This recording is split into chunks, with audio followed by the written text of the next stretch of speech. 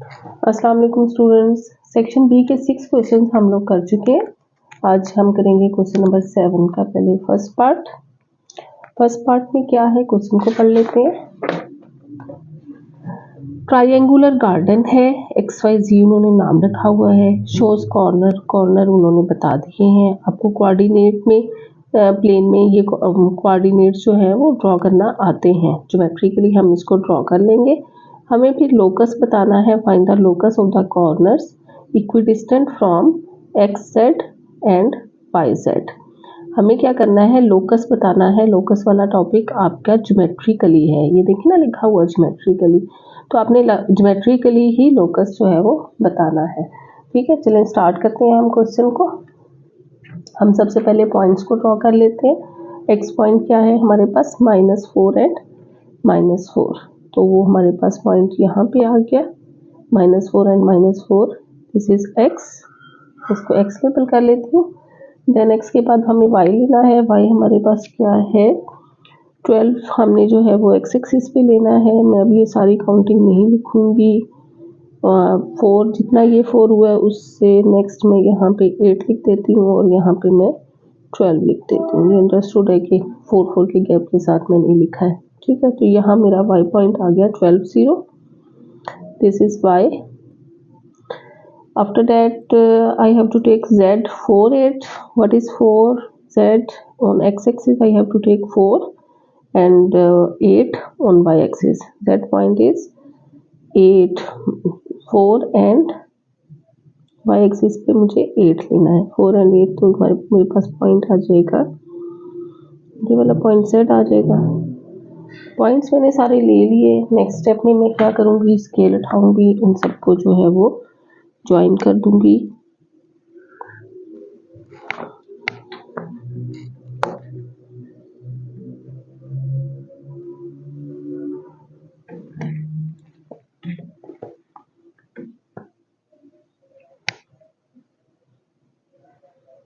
Join कर दिया। Join करने के बाद अब हमारा स्टार्ट होता है कि हमने लोकस फाइंड आउट करना है। अब मैं लोकस का आपको थोड़ा सा प्रीवियस रिवाइज करवा देती हूँ। जब मैंने क्लास में भी करवाया था तो आपको क्या बताया था कि लोकस क्या होता है, एक पॉइंट जो है वो अगर स्टॉप, वो ट्रेसिंग ऑफ अ पॉइंट होती है। Tracing of a point, suppose आप पॉइंट आपका चलना शुरू हो गया है बट एक सर्टेन कंडीशन के अकॉर्डिंग वो चलता है, उसके ऊपर कंडीशंस लगी होती है ना कि उसने किस तरह से चलना है। तो मैं डिफरेंट केसेस रिवाइज करती हूँ पहले। जैसे हम अगर एक पॉइंट का locus of a point that is equidistant from a fixed point, तो इसका मतलब है हमें एक फिक्स्ड पॉइंट लेना पड़ेगा। अब दो चीज़ें हैं हमारे पास, एक फिक्स्ड पॉइंट है और हमने दूसरा इसका लोकस बताना है जो इस पॉइंट से इक्विडिस्टेंट है। सपोज हम अब इससे एक डिस्टेंस पे हमने ये पॉइंट ले लिया। अब इस पॉइंट ने इस तरह से ट्रेसिंग करनी है कि इसका डिस्टेंस इस पॉइंट से चेंज ना हो, ये डिस्टेंस सेम रहे, इतना ही डिस्टेंस रहे। अगर ये 2 सेंटीमीटर है तो यहाँ से भी 2 सेंटीमीटर, ये इसको चलना इस तरह से अलाउ है। अब देखिए अगर ये इस तरह से सीधा चलना शुरू कर देगा तो इसका तो डिस्टेंस बढ़ जाएगा, इस फिक्स पॉइंट से ये तो बढ़ जाएगा। फिर इस तरह से तो चलना इसको अलाउ नहीं होगा ना। इसका डिस्टेंस किस तरह से 2 सेंटीमीटर ही रहेगा। अगर ये पाथ जो है वो इसका किस तरह से ट्रेस होगा, ये देखें। अगर ये सर्कुलर पाथ में ट्रेसिंग करेगा, अगर ये इस तरह से चलेगा, ये आप सपोज कर लें कि आप एक गेम खेल रहे हैं, सिर्फ इस रेंज में जो है वो आप चलोगे तो इस तरह से कि इससे अगर इक्वल डिस्टेंस पे रहोगे आप चलोगे तो आप बचोगे। तो फिर आपको ट्रेसिंग कौन सा एरिया अलाउ होगा, सिर्फ ये जो सर्कुलर पाथ बनेगा। ठीक है, locus of a point that is equidistant from a fix point is a circle. तो हम कह देते हैं कि ये जी वो तो सर्कल बनता है। अब हमें इस पाथ पे चलना पड़ेगा, ठीक है, ताकि जो है वो हम इस एरिया से इक्विडिस्टेंट रहें इन सारे। तो ये हमारे पास जो है वो पाथ ट्रेसिंग होगी। तो अब ये तो था एक फिक्स्ड पॉइंट का लोकस, ये तो था एक फिक्स्ड पॉइंट का लोकस कि वो उससे इक्विडिस्टेंट रहे।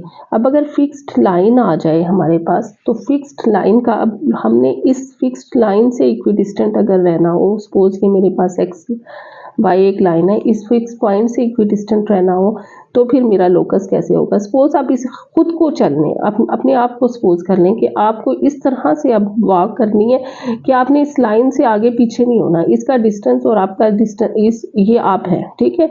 यू हैव टू मूव, आपने इस तरह से चलना है कि आपने इस लाइन से इक्विडिस्टेंट रहना है। तो आप अगर इक्विडिस्टेंट रहना चाहते हैं तो ऑफ कोर्स आप इसके पैरेलल चलना शुरू हो जाएंगे ताकि आप इससे इक्विडिस्टेंट रहे। तो फिर हम कहेंगे क्या कि locus of a point that is equidistant from a fixed line is a line parallel to this line. तो वो क्या बन गया हमारे पास, क्योंकि आपके चलने से एक लाइन बनेगी, आपको लाइन में चलोगे तो वो हम फिर कह देंगे कि वो लोकस क्या होगा, एक पैरेलल लाइन होगी। अब जो क्वेश्चन आपको उन्होंने दिया गया उन्होंने कहा हुआ है कि टू साइड से, अब सपोज एक आपका यहाँ पे एक्स जेड, मैं इसको कह देती हूँ, एक एक्स जेड है और एक जेड वाई है, एक्स जेड। अगर मैं इसको इस तरह से कह देती हूँ कि ये एक्स जेड है। अब अगर यहाँ जो आपके पास केस है, उन्होंने कहा है कि अगर ये दो साइड से, अब आप यहाँ पे सपोज अपने आप को खड़ा, सपोज करें कि आप यहाँ पे स्टैंडिंग पोजीशन में हैं और आपने अगर बचना है, इस एंड तक जाना है, तो मूवमेंट किस डायरेक्शन में आप मूव कर सकते हैं कि दोनों से इक्विडिस्टेंट रहे। अगर इन दोनों के दरमियान में होगा ना तो आप बच जाओगे। इसकी भी रेंज इतनी है कि ये दोनों के दरमियान से थोड़ा पहले ख़त्म हो जाती है, इसकी भी रेंज इतनी है कि वो दोनों से पहले ख़त्म हो जाती है। तो अगर आपने बचना है कि आपको ना तो वाई किल करे, ना जेड किल करे, ना एक्स वाई किल करे, ना एक्स जेड किल करे, तो आपको क्या करना होगा, इन दोनों के बिल्कुल मिड में चलना होगा। थोड़ा सा भी आप इधर उधर हुए तो यू विल बी डेड, ठीक है। तो ये देखें ये बन क्या रहा है, अगर आप बिल्कुल मिड में चल रहे हैं तो हो क्या रहा है असल में, ये हमारे पास मैथ्स में एंगल बाइसेक्टर बन रहा है इस एंगल का, ठीक है। तो अब उन्होंने यही क्या है, find the locus of the corner equidistant from X Z and Y Z. अब आपको देखें एक्स जेड ये है और वाई जेड ये है, इस कॉर्नर पे आपने बताना है वो पॉइंट बताना है that is equidistant from X Z and Y Z. तो वो आपका क्या होगा, एंगल बाइसेक्टर होगा।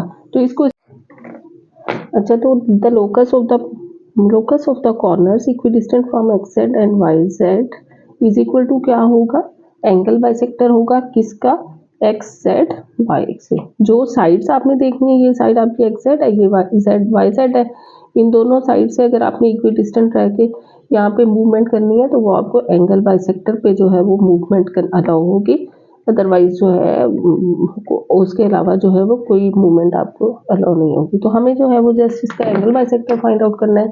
अब एंगल बाइसेक्टर का प्रोसेस क्या है, किसका एंगल, जेड। और स्टूडेंट्स आपको ये सारा कॉन्सेप्ट समझ आ गया होगा। क्वेश्चन हम स्टार्ट करते हैं वहीं से जहाँ पे हमने पहले बीच में मैंने आपको ये समझाना शुरू कर दिया, वहीं से दोबारा क्वेश्चन स्टार्ट करते हैं। हमने इसमें क्या करना है, हमारे पास ये जो दो साइड्स हैं एक्स जेड और वाई जेड, इनका हमने बताना है लोकस ऑफ द कॉर्नर, इस पॉइंट का लोकस हमें बताना है that is equidistant from X Z and Y Z. X Z और वाई जेड से अगर वो इक्विडिस्टेंट रहे तो वो क्या होगा, ऑब्वियसली उसका एक्स जेड वाई का एंगल बाइसेक्टर। तो हमें just angle bisector of X Z Y जो है वो कंस्ट्रक्ट करना है। एंगल बाइसेक्टर हम कैसे ड्रॉ करते हैं, सबसे पहले हमने जिस एंगल का एंगल बाइसेक्टर ड्रॉ करना होता है उस एंगल के ऊपर कंपास रखते हैं और सूटेबल रेडियस की एक आर्क लगा लेते हैं, ठीक है। मैं यही काम करूँगी, मैंने जेड वर्टेक्स के ऊपर कंपास को रखा और मैं सूटेबल मेजरमेंट की जो है वो आर्क जो है वो लगा लेती हूँ। ये मैंने आर्क लगा ली। आर्क लगाने के बाद मेरा सेकंड स्टेप क्या होगा, सेकंड स्टेप में मैं अपनी कंपास को थोड़ा बड़ा कर लूँ, ठीक है। जितना मैंने सूटेबल रेडियस लगाया था उससे मैंने उसको बड़ा कर लिया ताकि मेरा जो बनेगा एंगल बाइसेक्टर की आर्क ऑफ इंटरसेक्शन, अब जहाँ पे ये जो सूटेबल रेडियस साइड्स को जहाँ टच कर रहा है ना उस पॉइंट पे मैं रखूँगी और एक आर्क लगा दूँगी। ट्राइंगल से बाहर कोशिश करनी है, ठीक है। अब मैं दूसरी साइड पे मूव करूँगी, दूसरी साइड पे भी इसी तरह से मैं लेफ्ट साइड पे रखूँगी और सेकंड आर्क लगा दूँगी जो पहले वाली आर्क को विच intersect the previous arc at the point, आप इस पॉइंट को पी का नाम दे दें, ठीक है। अब इस पी जेड को, पी को आप जेड से ज्वाइन कर दें, ज्वाइन, इसको मैंने नेम कर दिया P, join P with Z using scale. आपने स्केल यूज करना है वरना तो खराब बनेगा ना locus. You will be hitted by either X और वाई, एक्स जेड और Y Z. So this is the locus of the point that is equidistant from X Z and Y Z. तो आपको यही शो करना था अपना locus of a point that is equidistant from X Z and Y Z. तो यहाँ हमारा ये क्वेश्चन कंप्लीट हो गया। इसमें क्वेश्चन में हुआ क्या था कि उन्होंने वैसे वो मेजरमेंट देते थे ना आपको एक्स वाई की, ये मेजर है वाई जेड, ये मेजर है जेड एक्स, ये मेजर है, इस मेजर की आप ट्राइंगल बनाएं और फिर उसका एंगल बाइसेक्टर ड्रॉ करें। तो अब इन्होंने ना इसको कोऑर्डिनेट ज्योमेट्री के साथ मर्ज कर दिया। आपसे ट्राइंगल जो है वो कोऑर्डिनेट ज्योमेट्री से बनवा ली। जब ट्राइंगल कोऑर्डिनेट ज्योमेट्री से बन गई तो उसके बाद आपने इसको ज्योमेट्रिकली यूजिंग कंपास जो है वो एंगल बाइसेक्टर फाइंड आउट करना था। तो स्टूडेंट जो है वो फिर उसी डिस्टेंस फार्मूला में और उन्हीं फार्मूलाज में कंफ्यूज हो गया। मैंने बहुत से पेपर चेक किए, उनमें क्या था एक्स जेड और वाई जेड की जो है वो बस लेंथ फाइंड आउट की गई थी। तो बस आपने ये देखना था कि दो चैप्टर्स को मिक्स करके वो आप उन्होंने एक नया क्वेश्चन बना दिया आपको, ठीक है। तो उसके अकॉर्डिंग फिर आपने करना है। अगर पेपर में भी इस तरह का कोई क्वेश्चन आता है तो आपने बड़ा ध्यान से देखना है कि ये किससे रिलेटेड हो रहा है। लोकस वाला टॉपिक आपका सिर्फ ज्योमेट्रिकली है, तो उसके लिए आपने कोई इक्वेशन वगैरह तो कोई ड्राइव नहीं करनी ना। ओके, नेक्स्ट क्वेश्चन क्या है हमारा बेटा, इसका और पार्ट जो है 7 का और part. Given an equation of a line, हमें equation of a line given है तो हम इक्वेशन ऑफ लाइन लिख लेते हैं। इक्वेशन ऑफ क्वेश्चन नंबर 7 और पार्ट। इक्वेशन ऑफ लाइन जो हमें गिवन है हम वो चीज़ें लिख लेते हैं। गिवन इक्वेशन ऑफ लाइन उसको हम कोलन लगा के इस तरह से लिख लेते हैं 4x - 2। ये हमें इक्वेशन गिवन है और पॉइंट भी गिवन है, पॉइंट भी हम लिख लेते हैं। Point is equal to 1 2। ये दो चीज़ें हमें गिवन है। और would you determine the equation of the line, आपको इक्वेशन ऑफ लाइन डिटरमिन करनी है that passes through this point. जो पॉइंट उन्होंने गिवन किया है उस पॉइंट में से पास करे and is perpendicular to the given line. जो लाइन उन्होंने दी है उससे उसके परपेंडिकुलर हो। Express your final answer in a slope. ये कौन सी फॉर्म है, y is equal to mx plus C, slope intercept form. तो यही फॉर्म आपको दी गई है, तो इससे हम क्या कहेंगे, कह देंगे फाइंड आउट क्या कर लेंगे, equation of a given line. यहाँ पे आप गिवन लिखे, उसके बाद क्या हो जाएगा, हम फाइंड आउट करेंगे slope of a given line. Given line ये देखें कि किस फॉर्म में है, स्लोप इंटरसेप्ट फॉर्म में है, तो ये इसकी स्लोप होगी। उसके के साथ कंपेयर करके ना, अगर मैं इसको कंपेयर करूँ y is equal to mx plus c से, तो x के साथ जो वैल्यू है डेट इज m, और यहाँ पे सिंगल क्योंकि y है तो m slope of the given line. फिर मेरे पास क्या है, x के साथ m है, m इज 4, इसको मैं m लिख दूंगी इज इक्वल टू 4। ये हमारे पास slope of a given line है। अब जो रिक्वायर्ड लाइन है उन्होंने बोला है कि इस लाइन के परपेंडिकुलर हो। जो रिक्वायर्ड लाइन है वो इस लाइन के परपेंडिकुलर है, तो ये हमें प्रीवियसली याद किया हुआ है आपने। तो slope of a perpendicular line क्या हो जाएगी, परपेंडिकुलर लाइन के लिए -1/m होता है। अगर पैरेलल लिख दें वो इसकी जगह तो क्या हो जाएगा, इक्वल, यही स्लोप हो जाएगी। Slope of a perpendicular line -1/m that is -1/4। And point भी आपको गिवन है। अब स्लोप भी आ गई और पॉइंट भी आ गया। पॉइंट उन्होंने गिवन किया हुआ था 1 और 2।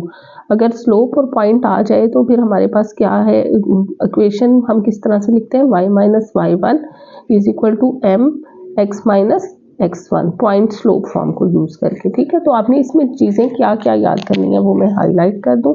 एक ये आपने पॉइंट स्लोप फॉर्म आप याद करनी है, और सेकेंड पे आपने क्या याद करना है, ये याद करना है कि परपेंडिकुलर के केस में -1/m होगा। जो भी अगर स्लोप जो परपेंडिकुलर है इक्वेशन तो वो -1/m होगा।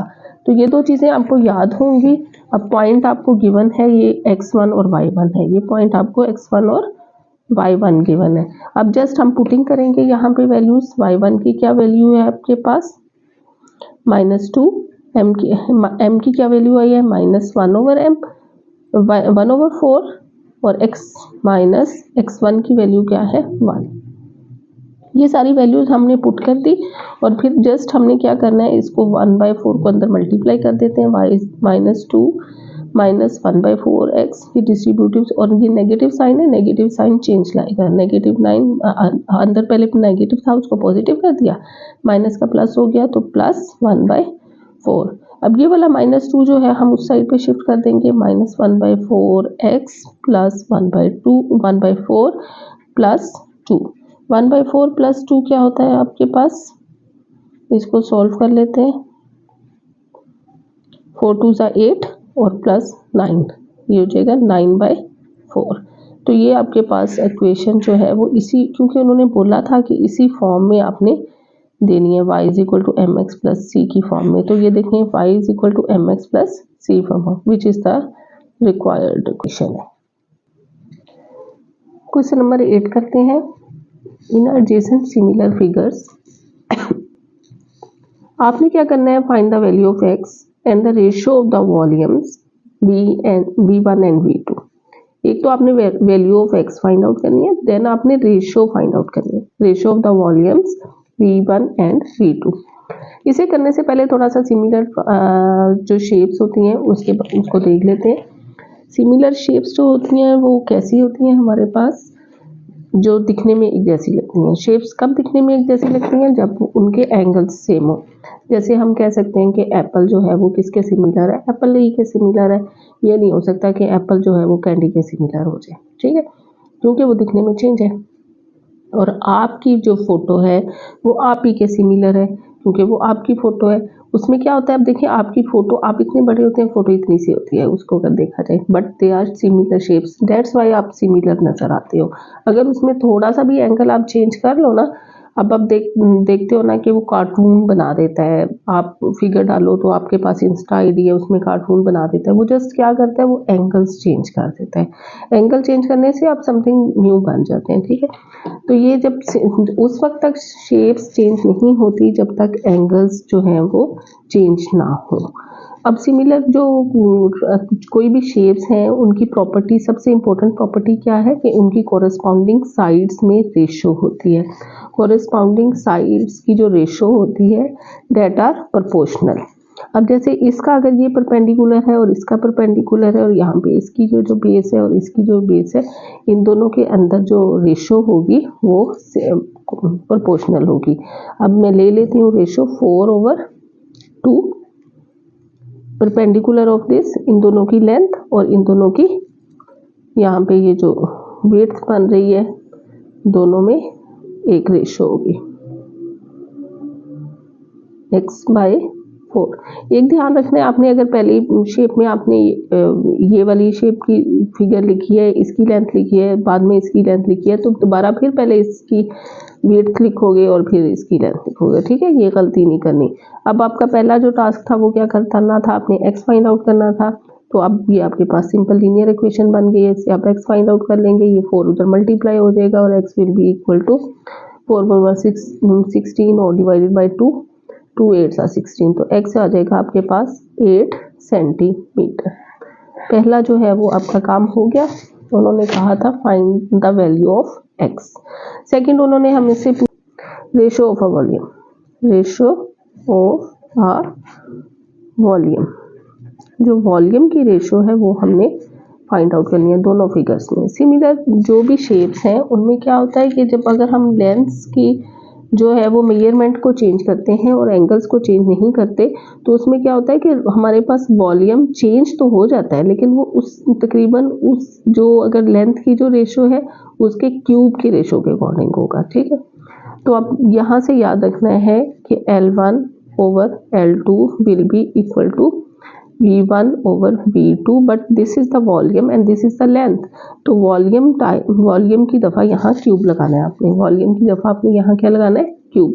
जैसे अगर यहाँ पे आपने L1/L2 is equal to W1/W2 width, जो भी यानी कि जो लेंथ है ना, वो चाहे लेंथ है, विड्थ है, हाइट है, जो लेंथ ही है, उसकी रेशो जो है ना वो सिमिलर रहेगी, उसमें नहीं आपने स्क्वायर करना। लेकिन बट जब वॉल्यूम आ गया तो आपने वही लेंथ की रेशो को क्यूब करना है, तब वो वॉल्यूम की रेशो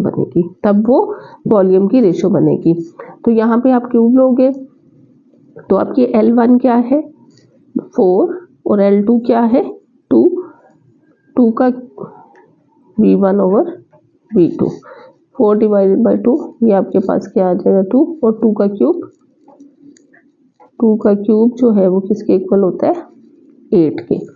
तो अब इसको आप सिंप्लीफाई करके लिखोगे रेशो को V1 ratio V2 is equal to, अब यहाँ पे क्या है 8:1। तो ये इस तरह से जो है वो सिमिलर ट्राइंगल का आपका क्वेश्चन हो जाएगा कि सिमिलर जो ट्राइंगल्स हैं या सिमिलर जो शेप्स हैं उनकी कोरस्पॉन्डिंग साइड्स में रेशो है, इसीलिए 4/2 इज इक्वल टू x/4।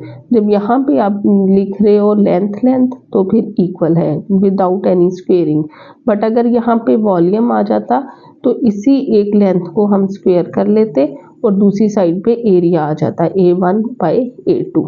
अगर यही लेंथ होती जैसे 4/2, अगर मैं यहाँ पे एरिया 1 और एरिया 2 लिखूंगी तो मेरे पास फिर मैं L1/L2 का स्क्वायर करूंगी। अगर मैं एरिया लिखूंगी तो स्क्वायर लिखूंगी, और अगर मैं वॉल्यूम V1/V2 लिखूंगी तो मैं क्यूब लूंगी। ये वाली मिस्टेक बेटा आप लोगों ने पेपर में बहुत ज़्यादा की हुई है कि आपको यही नहीं समझ आ रहा है, आपने यहीं पे आपने क्यूब ले लिया और एक्स फाइंड आउट करना शुरू कर दिया।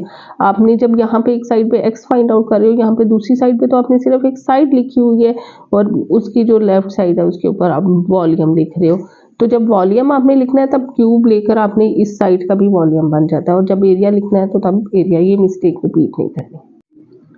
क्वेश्चन नंबर 8 का और पार्ट करते हैं। A fair die is rolled 75 times. अब जो जितने टाइम्स हमने उसको रोल किया है वो n है हमारे पास, ठीक है। नंबर ऑफ फ्रीक्वेंसी जितने टाइम हम एक्सपेरिमेंट करेंगे trial, that is n, and 5 appears up to 20 times. अब नेक्स्ट हमें क्या बता दिया कि 5 जो है वो 20 टाइम्स अपीयर हो रहा है। What is the relative frequency of appearing any number except 5। हमने क्या बताना है, हमने रिलेटिव फ्रीक्वेंसी बतानी है अपीयरिंग एनी नंबर, कोई भी नंबर एक्सेप्ट करे कि हमने किसी भी नंबर की जो है वो रिलेटिव फ्रीक्वेंसी बतानी है एक्सेप्ट 5, बट 5 नहीं होना चाहिए हमें। लेकिन यहाँ पे फ्रीक्वेंसी किसकी गिवन है 5 की। तो हमने एक्सपेरिमेंट जो है वो कितने टाइम्स किया है 75 टाइम्स। तो सबसे पहले तो हम लिखेंगे टोटल नंबर ऑफ ट्रायल्स। जो टोटल नंबर ऑफ ट्रायल्स होते हैं ना, that are n equal to 75, कि जितने टाइम्स हम कोई भी एक्सपेरिमेंट करेंगे। जो रिलेटिव फ्रीक्वेंसी होती है वो प्रोबेबिलिटी ही की तरह होती है, लेकिन प्रोबेबिलिटी में क्या होता है कि उसमें हम अजम्पशंस लेते हैं, वो फ्यूचर की बात होती है और हम उसमें कुछ चीज़ें फिक्स कर लेते हैं।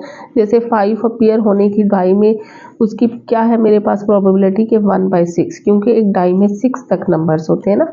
लेकिन जब रिलेटिव फ्रीक्वेंसी होगी तो मैं एक्सपेरिमेंटल हुए। अब यहाँ पे क्योंकि और यहाँ पे क्या है कि फ्रीक्वेंसी डेट 5 अकर होने की कितनी फ्रीक्वेंसी, कितने टाइम्स फ्रीक्वेंसी, वो बात है कि वो अकर कितने टाइम्स हुआ है, 20 टाइम्स अकर हुआ है। तो अब frequency that any number except 5 occur, वो क्या हो जाएगी, क्योंकि 75 टाइम्स उसने एक्सपेरिमेंट किया है ना, 20 टाइम्स तो पक्का 5 आ गया है, उन्होंने बता दिया है कि इतने टाइम्स 5 तो 20 टाइम्स 5 आ गया है। तो अब बाकी एनी नंबर जो है वो कितने टाइम्स हो जाएगा 75 माइनस 20, डेट इज 55। अब रिलेटिव फ्रीक्वेंसी का फार्मूला लिखेंगे हम। Relative frequency is equal to frequency of a favourable event, frequency of favorable event divided by total number of trials. यानी कि इसमें एक्सपेरिमेंट करते हैं ना, उसमें हम total number of sample space लेते हैं और इसमें हम ट्रायल्स लेते हैं, बाकायदा करके देखते हैं ना, टोटल नंबर ऑफ ट्रायल्स। तो ये हमारे पास रिलेटिव फ्रीक्वेंसी आ जाएगी। अब frequency of a favourable event, यानी कि फेवरेबल हमारा क्या है, जो हमने फाइंड आउट करना होता है वो फेवरेबल होता है। अब हमने यहाँ पे ये फाइंड आउट करना है कि एनी नंबर की फ्रीक्वेंसी एक्सेप्ट 5, तो वो हमारे पास कितनी है 55, वो हम यहाँ लगा देंगे। और टोटल नंबर ऑफ ट्रायल्स कितने टाइम्स एक्सपेरिमेंट किया, 75 टाइम एक्सपेरिमेंट किया, तो वो हम यहाँ लगा देंगे। नेक्स्ट स्टेप में हम इसे बस सिंप्लीफाई करेंगे, तो वो हमारे पास सिंप्लीफाई करके आ गया 11/15। तो relative frequency that 5 does not occur is 11/15। तो यहाँ पे आपका ये क्वेश्चन कंप्लीट हो गया है। एक्सपेरिमेंटल जो होगा हमारे पास, जब भी हम एक्सपेरिमेंट करके प्रोबेबिलिटी फाइंड आउट करेंगे, वो हमारे पास रिलेटिव फ्रीक्वेंसी होती है। इसमें हम एक्सपेरिमेंट की बेस पे, अब फेवरेबल इवेंट जो है वो हमने ऐसे नहीं लिया कि जिस तरह वहाँ तो फिक्स ले लेते हैं कि 6 नंबर है तो भी 1/6। इसमें तो हमारे उन्होंने जो एक्सपेरिमेंट में आया है, अगर एक्सपेरिमेंट में 30 टाइम्स आ जाता 5, तो हम इसको 30 टाइम्स ये चेंज हो जाता है, लेकिन वहाँ पे वो फिक्स्ड होता है कि वहाँ पे 5 की प्रोबेबिलिटी, 6 की प्रोबेबिलिटी इवेंट जो है ना वो फिक्स्ड है, तो यहाँ पे चेंज होती रहती है, तो इसलिए इसका नाम जो है वो रिलेटिव फ्रीक्वेंसी है। लिटिल बिट ये प्रोबेबिलिटी की तरह है, बट ये एक्सपेरिमेंटल है, वो जो है थ्योरेटिकल है। नेक्स्ट क्वेश्चन करते हैं, 9th क्वेश्चन। 9th का फर्स्ट पार्ट है, इसमें हमने क्या करना है, HCF फाइंड आउट करना है। HCF फाइंड आउट करने के लिए हमारे पास ये दो पॉलिनोमियल्स है। पहले तो आपने इन दोनों की डिग्रीज को देखना है। इन दोनों की डिग्री तो सेम थी, यहाँ पे भी 3 डिग्री है, हाईएस्ट पावर को डिग्री बोलते हैं ना, तो यहाँ पे दोनों की डिग्री सेम है, दोनों 3 डिग्री के पॉलिनोमियल्स हैं। अब मैं जो है अगर इसको जो है वो बाहर डिवाइजर बना लेती हूँ और इससे करती हूँ, तो फिर मुझे जो है वो डिवाइड करके 1/2 वाली वैल्यू आएंगी ना, ठीक है। तो मैं अपना जो डिविडेंड है ना इसको रख लेती हूँ ताकि मैं 2 से मल्टीप्लाई करूँ और मुझे डिवीजन जो है वो आसानी रहे।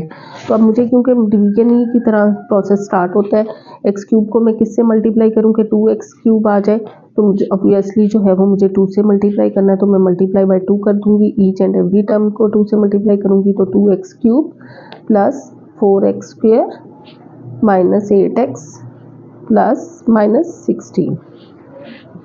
अब नेगेटिव साइन चेंज कर रही हूँ मैं, ये कैंसल्ड।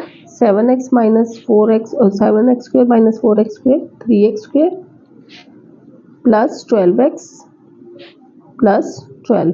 अब देखिए जब भी हम HCF लेते हैं तो अगर कुछ कॉमन आ रहा हो ना तो उसको कॉमन ज़रूर ले लेते हैं। कॉमन लेने से ना हमारा काम आसान हो जाता है, वरना फिर हमारे पास ये डिवीजन में वैल्यूज चली जाएंगी। अब इस सारे एक्सप्रेशन में से 3 कॉमन आ रहे हैं, हम 3 कॉमन ले लेते हैं, तो बाकी क्या रिमेनिंग रह गया हमारे पास x² प्लस 4x प्लस 4, ये हमारे पास रिमेनिंग रह गया। तो अब हमने इस रिमेनिंग को जो है वो डिवाइजर बना लेना है।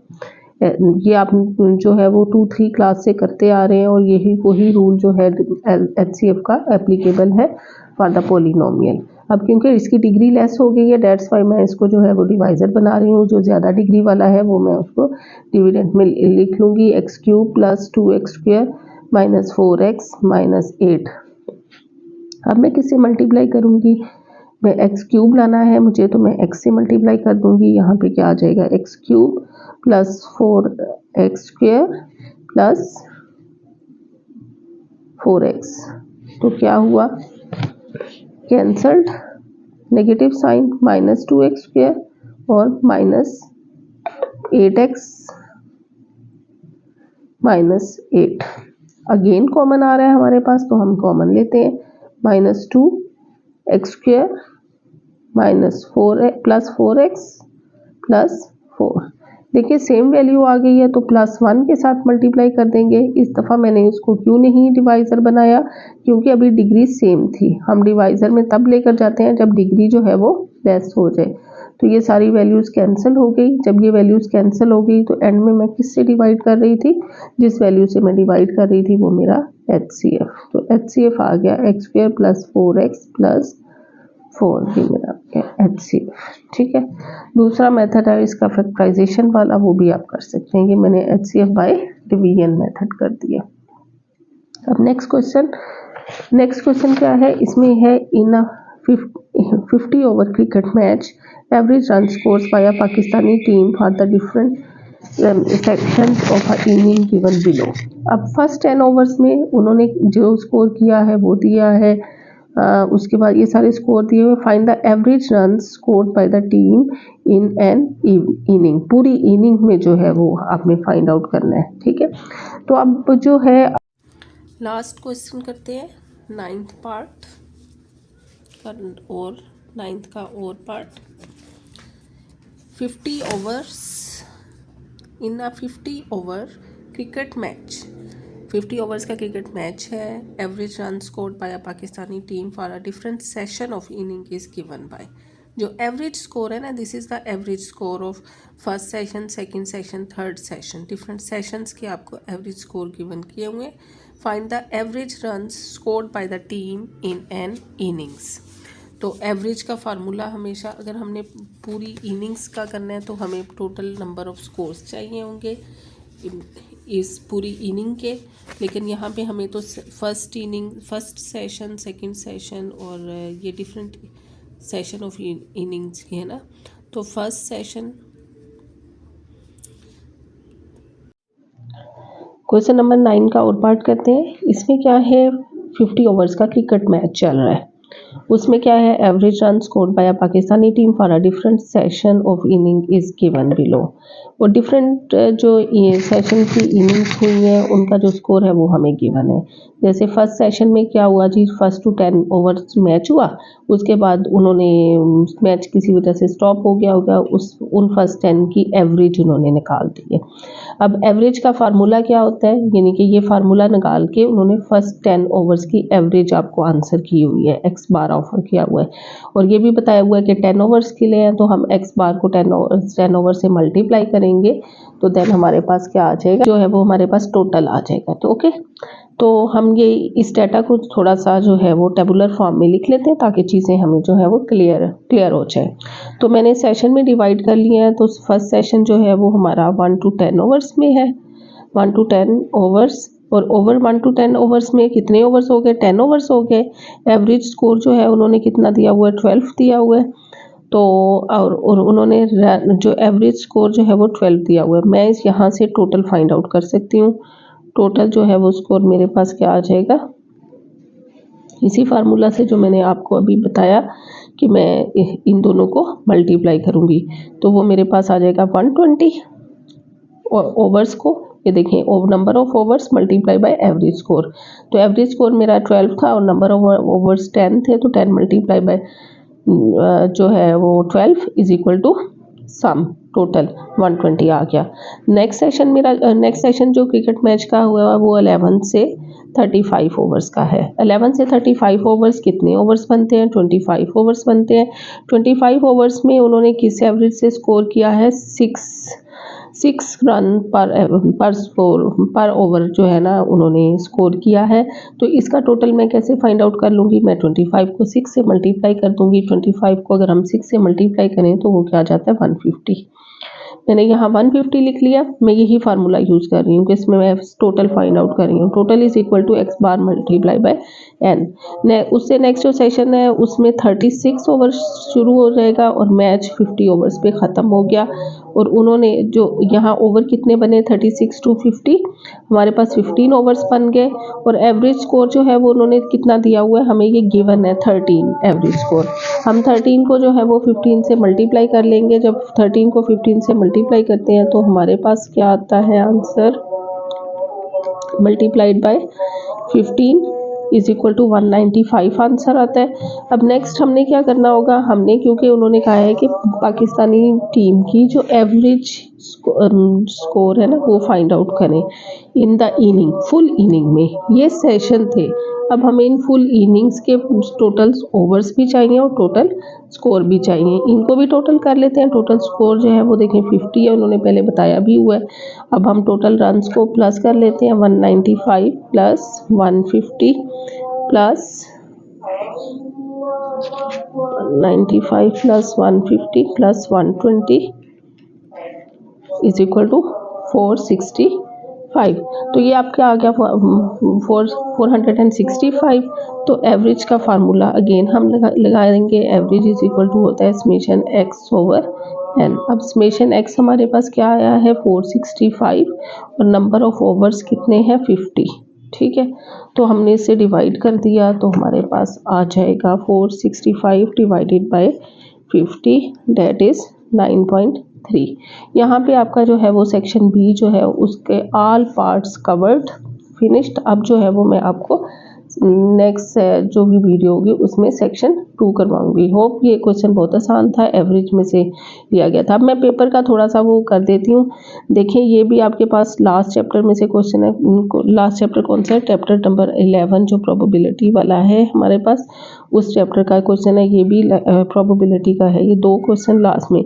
और एक और बात बहुत इंपॉर्टेंट है कि ये मर्जिंग जो है ना वो सेम चैप्टर की सेम में से नहीं की उन्होंने, सिर्फ एक जो है क्वेश्चन उसकी की है जिसमें जो है वो अलजबरा में से क्वेश्चन है सिंपल सा, उसकी की है क्वेश्चन नंबर 4। ये सेम चैप्टर के सेम क्वेश्चंस आए हुए हैं, बाकी वो डिफरेंट चैप्टर्स की पेयरिंग कर रहे हैं ताकि आप अगर कोई चॉइस पे छोड़ना है चैप्टर तो छोड़ सके ना, तो इसलिए आसानी हो सकती है। यानी कि डिफरेंट, अगर आपने एक चैप्टर तैयार किया हुआ है, सेट्स वाला ही चैप्टर ले लें तो सेट्स वाले चैप्टर में से आप कितने क्वेश्चन अटेम्प्ट कर सकते हैं? 1 2, ये 2 क्वेश्चंस आपके आराम से अटेम्प्ट हो जाएंगे सेट्स वाले चैप्टर में से। तो पेपर देते हुए इसका मतलब है कि अगर आपको चैप्टर कोई बहुत मुश्किल लगता है तो आप चॉइस पे उस चैप्टर को छोड़ भी सकते हैं, लेकिन बाकी चैप्टर भी जो है वो आराम अच्छे से करें। प्रोबेबिलिटी में से 2 क्वेश्चन ये है, हाँ जी 2 क्वेश्चन ये है और एक ये भी है। 3 क्वेश्चंस जो है वो प्रोबेबिलिटी ही के 11 चैप्टर में से है। तो 11 chapter is very important. Question number 8 11 chapter is very important. तो 11 चैप्टर को जो है भी आसान। प्रोबेबिलिटी और जो रिलेटिव फ्रीक्वेंसी है वो भी एक ही चीज़ है, और वहाँ से जो आपकी फिगर्स हैं वो सारी जो है वो डिलीटेड है, वो कोर्स में इंक्लूडेड नहीं है। अभी जो उन्होंने एसएलओस भेजे हुए हैं उसमें लिखा हुआ है कि जितनी भी डायग्राम्स हैं, हिस्टोग्राम्स, पॉलीगॉन्स, फ्रीक्वेंसी पॉलीगॉन, ये सब जो है वो पेपर में से निकल चुकी हैं। तो सिर्फ वो छोटा सा पार्ट 11.23 ये जो है वो बहुत, और रिव्यू एक्सरसाइज में जितने भी क्वेश्चंस होंगे और इनका अच्छे से कॉन्सेप्ट ले लें तो इंशाल्लाह इसमें से ज़रूर जो है वो आपका क्वेश्चन अटेम्प्ट हो जाएगा। Thank you, best of luck बेटा। अब सेक्शन सी जो है वो मैं आपको नेक्स्ट करवाऊंगी।